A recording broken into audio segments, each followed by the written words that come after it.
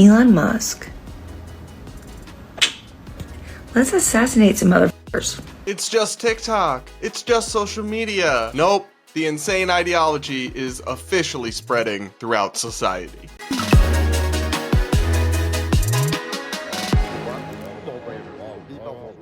We're going to break down the disturbing results of a new study, a wild take from an MSNBC analyst, a bizarre deportation of a future NBA star, plus an update on the horrible story about that pro-life influencer who was assaulted on camera, and so much more, all coming up on today's episode of the Brad vs. Everyone podcast, my daily show where we take on the craziest ideas from across our internet, our media, and our politics, all from an independent perspective. Up first, like I mentioned, we've got to talk about TikTok and social media, or more specifically, the effect that these platforms and these echo chambers are having in spreading ideology, dangerous and violent ideology, throughout all of society. Not just some young people or some people who have too much screen time.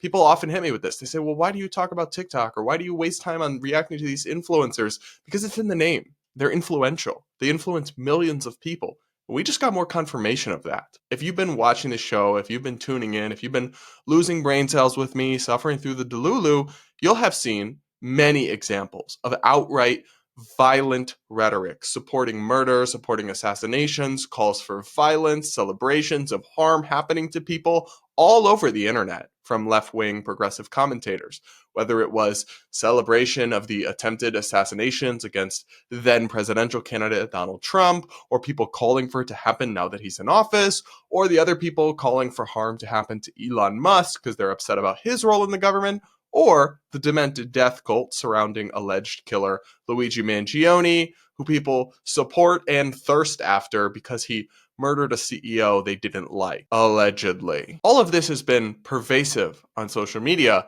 and it's having real-world effects. A new study was just released that shows the rise of assassination culture, aka widespread public support, especially among left-of-center Americans, for outright acts of violence and murder. This study comes from the Rutgers University Social Perception Lab in conjunction with the Network Contagion Research Institute, and it's titled Assassination Culture: How Burning Teslas and Killing Billionaires Became a Meme Aesthetic for Political Violence. They surveyed people and then broke it down by the demographics and the things about them that correlated with these beliefs, and found a disturbing level of support for political violence directly tied to this meme ideology or this trollish support for violence that we've covered so extensively on the show. Here are a couple videos we've previously played just to refresh your memory of the kind of online discourse we're talking about here. Elon Musk. We need to X him. And by X, I mean formerly known as assassination. This is for the person out there who's planning on doing it.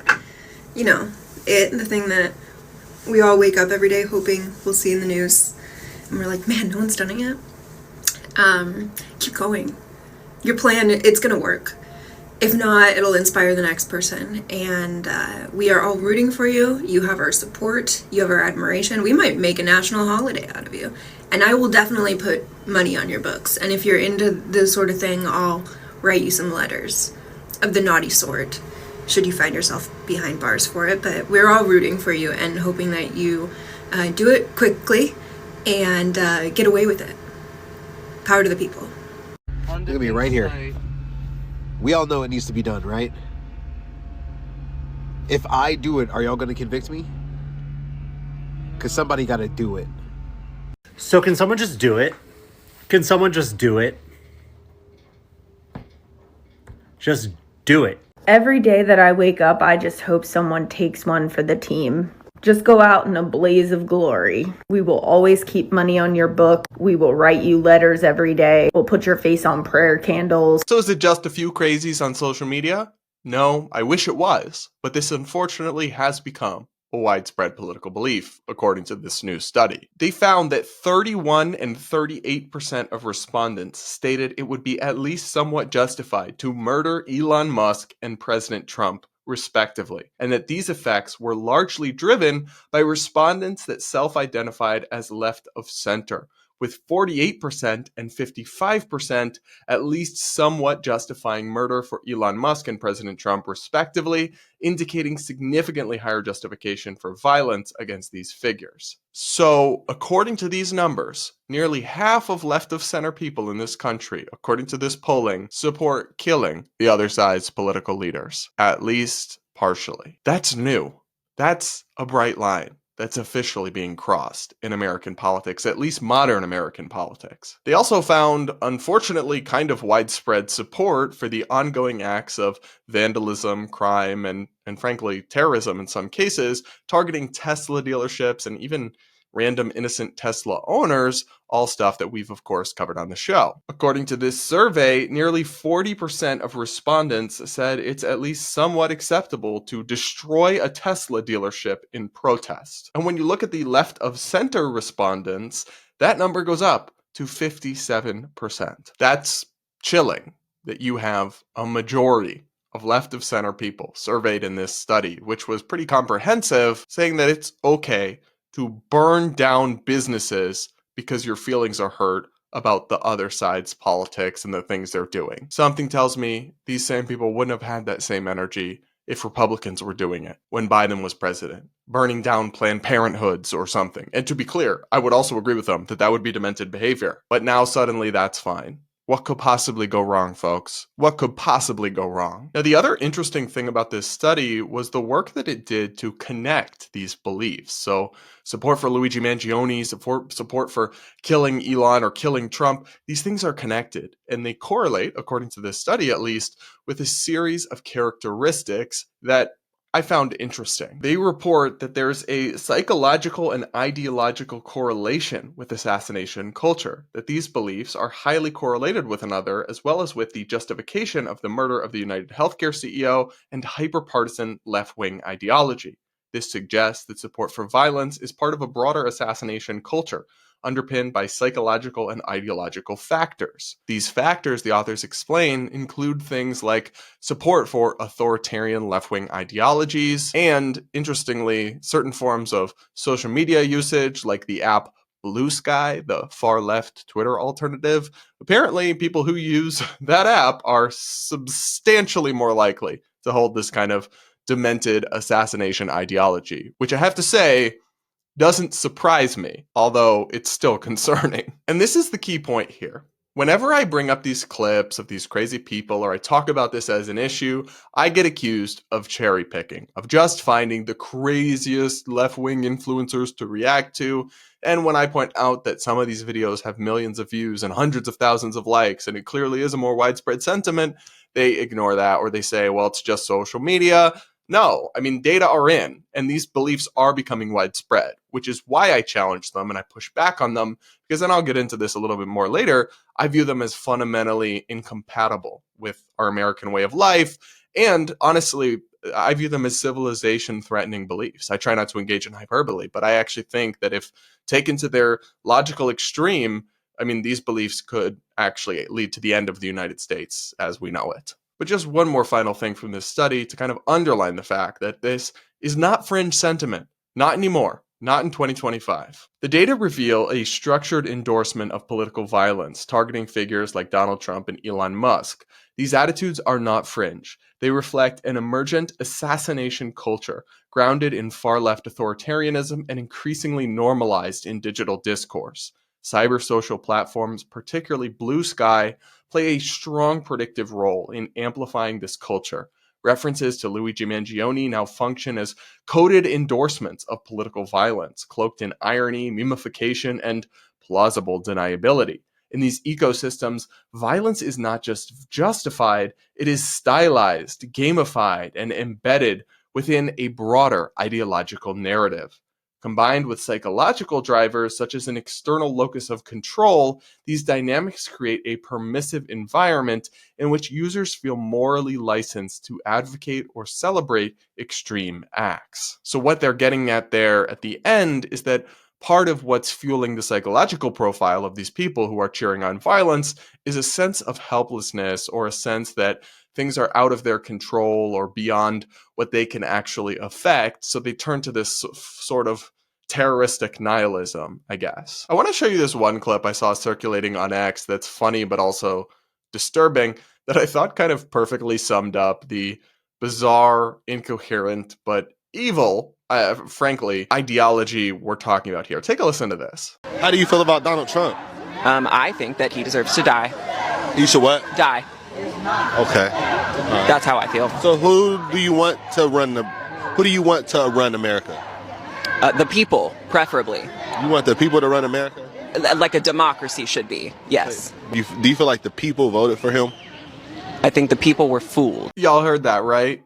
Kill Trump. He's evil. Oh my gosh. We need democracy and the people. Oh, the people who literally voted for Trump. He won the popular vote. Whether you like him or not, that's the fact. So this is just so incoherent and so self-contradictory. But frankly, it's kind of typical for this crowd at this point. Now, I want to talk about this sentiment a little bit more, where people do seem, and I want to be clear, it's not just the far left. There is absolutely right-wing political violence as well. January 6th, the riot where they assaulted dozens of police officers in a temper tantrum over the 2020 election, and many other examples. But I do think, at least in our current moment, this is more, at least, I would say a lot more at this point in time, at least, a left-wing phenomenon that is happening in these hyper-online circles, that is being perpetrated by these radicalization chambers on social media. And we need to talk about it honestly, because like I mentioned before, I do think it's a civilization-threatening belief. God forbid, and look, I didn't vote for him, but I do not ever wish violence on him. God forbid somebody actually were to kill Donald Trump or have killed Joe Biden or anything like that. I don't think people realize how destructive that would be for our country and how real the risk of open conflict and violence in the streets, or even civil war, civil unrest, or possibly war would be in the aftermath of that kind of thing. You would have half the country enraged. They would not be cowed. They would not be pacified. They would not bow down and say, oh yes, I guess we'll just have a Democrat in charge now. No, J.D. Vance would become president, or in a different scenario, someone else, and they would become more radical and more extreme and more oppressive, and they would try to crack down on the other side, justifiably so, potentially, based on this act of violence, and it would start a tit for tat, because if you can just eliminate people you don't like, they can and will do that too. It's opening a Pandora's box that really can't be closed once a certain level of bright red line gets crossed, and that ultimately is inconsistent with this system of liberal democracy, of representative government in a republic that we have in America, that whatever problems we may have, has made us the freest and most prosperous nation to ever exist at this kind of scale in human history, frankly. That's why I worry about this. That's why I think it's more than just a few crazy people on TikTok. When you go down the dark road of celebrating, applauding, and normalizing political violence, you open a Pandora's box that is incredibly difficult to close and threatens the very fate of our country and our nation as we know it. What do you guys think? Are you surprised to see these numbers come in and show how widespread the support is? I knew it was, but I didn't know it was this bad, quite. I was a little surprised by this still. Do let me know in the comments. I do take the time to read the comments, and I love hearing what you guys have to say. Plus, please do consider hitting that like button or subscribing if you haven't yet. And by the way, guys, thank you all so much to those of you who sent me in voice notes. I'm going to be collecting them for a bonus podcast where I respond to them. I'll put the link in today's episode as well, where you can leave me a voice note. Just say your first name and then tell me something about your life, or ask for advice, or ask me a question that you want to hear me respond to on air, and I'll be doing that for an upcoming bonus episode. Again, the link will be in the description, so do send me a message, and thanks to the dozens and dozens of you who already have. Up next, journalists, the media, some of these Democrats have learned absolutely nothing. At least MSNBC analyst Eddie Glaude surely hasn't, because he just went on one of the more unhinged rants I've seen in weeks on cable television, and again, guys, that is saying something. Take a listen to his stunning and insightful election analysis. Still, all these months later, they're still running with this. Take a listen. Have to grapple with it. because it's the snake, it's the beast coiled up in the heart, the bosom of the country, as Frederick Douglass said. And the fact that they are doubling down on this shows you what kind of human beings they actually are. Say more.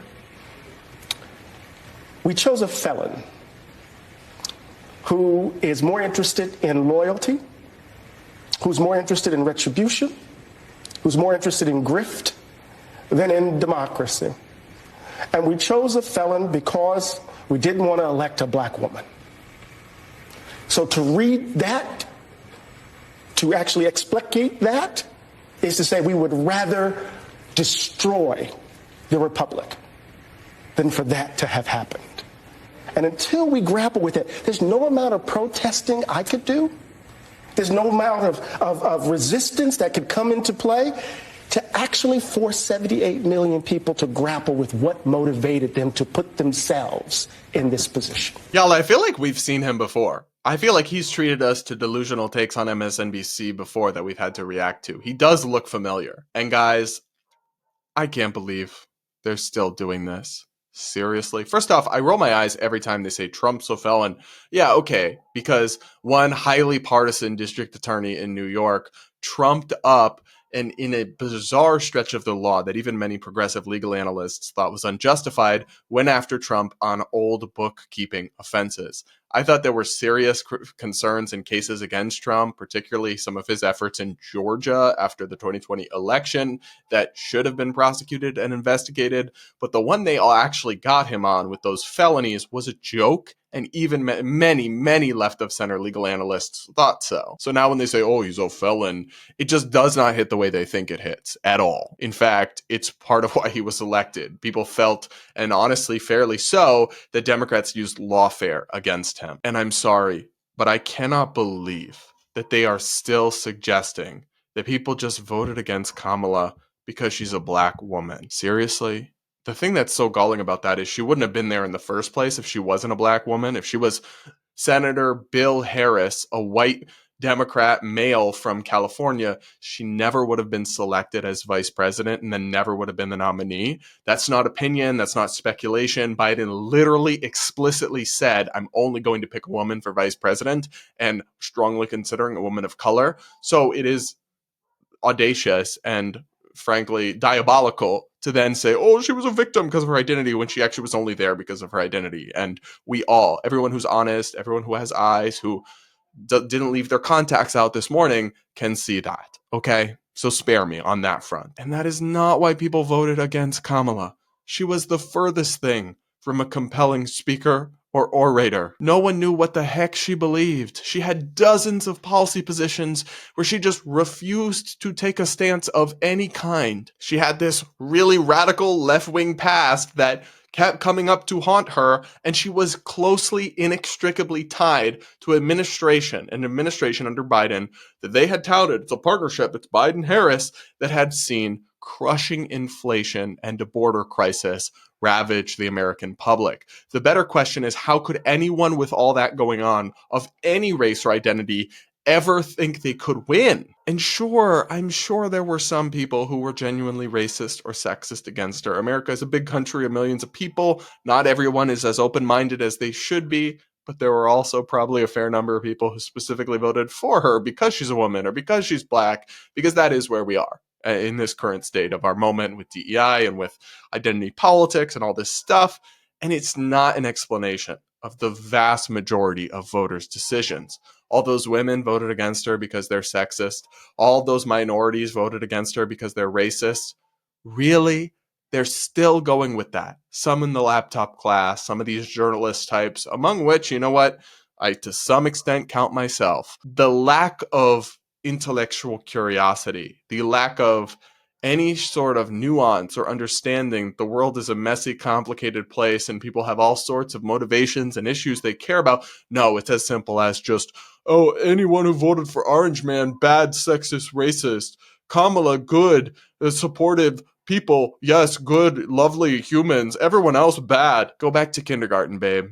That's where you belong with this level of analysis. But of course, mainstream media outlets like MSNBC continue to uplift and cheerlead these kinds of delusional takes. And then they wonder why their ratings are plummeting. Okay, Up next, we're going to talk about a disturbing story because a Duke University basketball star faces potential deportation after the latest move from the Trump administration. Here's an update from EM News. A Duke Star Hoops player may face deportation because of a State Department ruling on South Sudanese visa holders, put into place right before the team lost its Final Four heartbreaking match against Houston.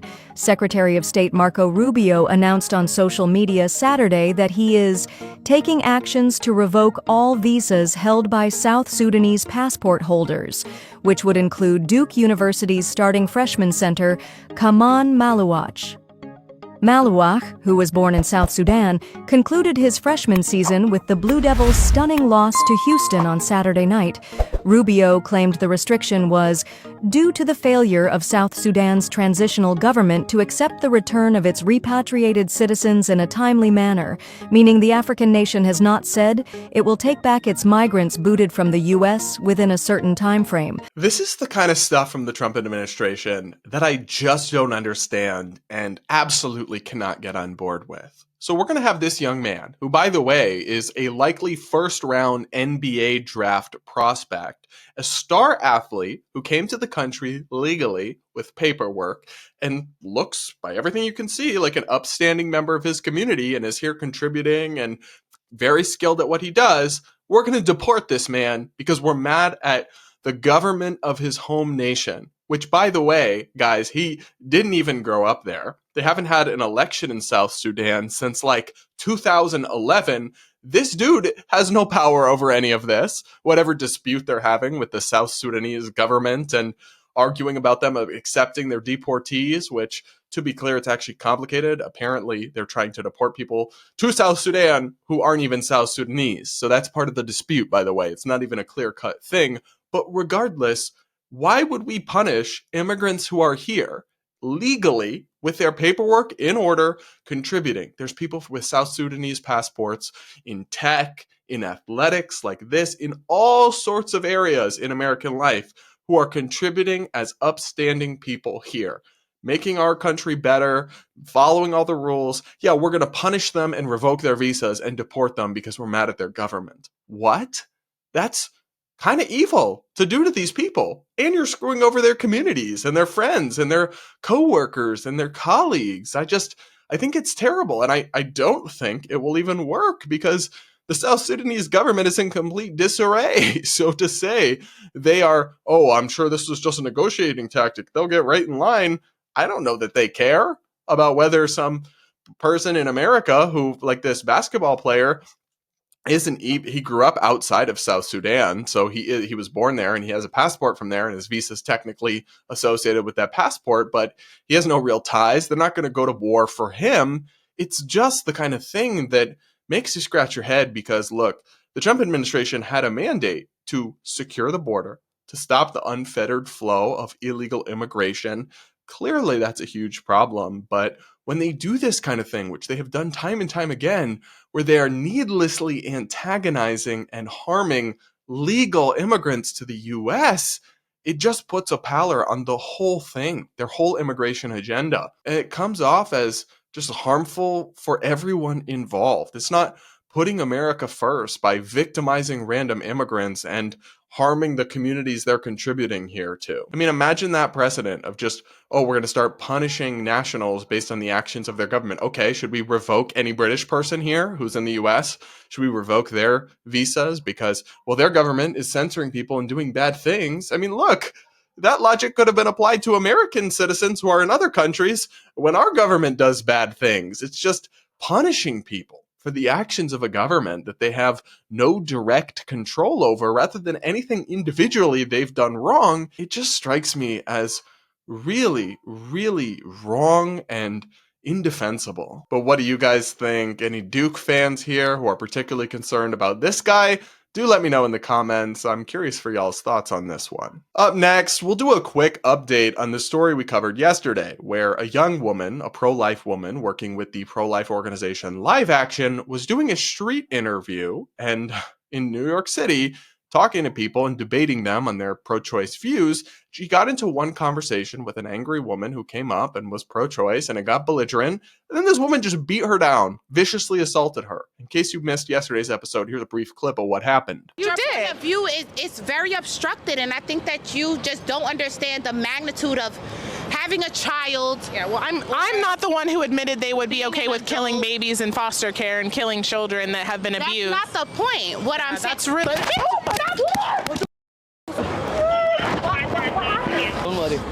She just punched me in the face. We were just doing a street interview with my camera, and everything was fine for over 20 minutes or however long we were filming, and then she just punched me in the face.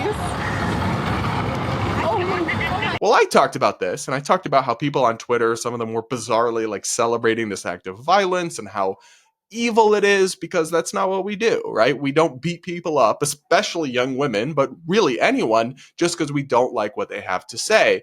And I push back on some of the social media accounts on Twitter that were cheerleading this violence. But it's actually way worse than I thought. On TikTok, an entire category of viral video emerged in the last 24, 48 hours celebrating the violence against this young woman for her political views. And these videos were getting hundreds and hundreds and hundreds of thousands of likes. Take a listen to this demented little compilation I put together for y'all. What that woman from the Bronx did when she punched that lady, that rage-baiting journalist in the face, was what Malcolm X was trying to tell us we needed to do. I think she did the right thing, and I think that anyone that thinks that she did the wrong thing is silly and spineless. If she has a GoFundMe for any potential criminal charges or something, I will be donating, because I think this is what we need to be doing now. If you want to rage bait people, there's the rage. You got it. You got what you wanted. My favorite video online right now is of that lady who's going around New York City asking people if they're pro-life or pro-choice, and she comes across somebody who's pro-choice, and she f***ing two-pieced her. Got her in the face. Doop, doop. Literally from the side. Doop, doop. Like her neck folded in like a f***ing chair. Anyways, every once in a while, I rewatch the video because it's just so funny. There's a video of a pro-life activist getting punched in the face by the lady that she was trying to interview, and I'm not justifying that behavior. But I will say that video did bring a little bit of a smile to my face. When it comes to these like street interviewers, like streamers, whatever it may be, you antagonizing people, whether it's like through an interview, whether it's just like harassing people, it doesn't matter. Eventually, you're gonna get checked. Hey, so when you find yourself cheering on brutal acts of violence against young women because you don't like their opinions, you're not the good guy. You're not the open-minded ones. You're not the progressive and tolerant people. You're sick. You're demonic. You're dangerous. You've lost the plot. You've lost touch with reality and your basic contempt for people who have different views, your fellow citizens who may come down on another side of a deeply complicated issue on a philosophical or theological or scientific level, like abortion. If you can't see the fellow humanity of your citizens and not want them viciously beat in the street just because they disagree with you, you need to seek help. And I'm sorry, but like, you also clearly need to go to the eye doctor because you can't see 5 steps ahead, right? You have no foresight whatsoever because newsflash, if y'all can just beat down pro-life people in New York City or your little blue bubbles, they can do that to you in Alabama or Texas or whatever red state pro-life area where you want to have your little Planned Parenthood rally. I support y'all's right to free speech. I would never want you harmed simply for stating your views. But if you think that y'all can do that in one direction and it's fine and they're not going to do it back, then you are playing yourself. Again, with the violence, with the political violence, this is a Pandora's box that when opened cannot very easily, or it's almost impossible really, to close it. So be careful what you wish for. Be careful what you cheer on, because it is not cute. It is not funny to see anybody, but especially a young woman, beat down for her opinions in the streets, left bloodied by some cackling demon. Some of y'all have lost touch with your soul, and it shows. It really, truly shows. What do you guys think? Can you believe people are this gleeful about someone else's suffering, it honestly makes me kind of sick. Let me know in the comments. I do take the time to read the comments. Love hearing what you guys have to say. Please do hit that like button if you haven't yet, and do consider subscribing. And remember to send me voice notes at the link in the description for an upcoming bonus episode. And with that, we'll talk again tomorrow.